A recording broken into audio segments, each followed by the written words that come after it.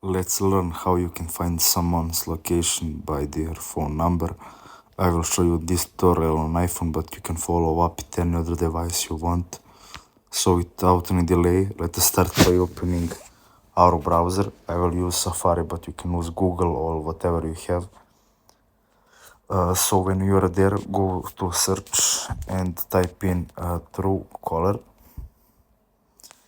and click on this first site that appears. So it's truecaller.com.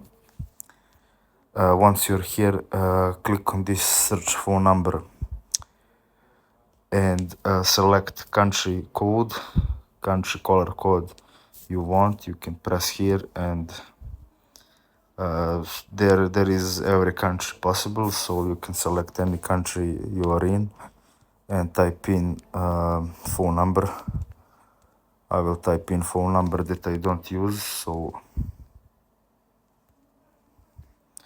once you done this, just click on this search icon, and when this tab appears, you'll just have to sign in. Depends on whether you have Google or Microsoft account, and make sure you have enabled enhanced search. And once you sign in, you will have the access to the information about location of this phone number. So that's it. Thanks for watching, and see you in the next.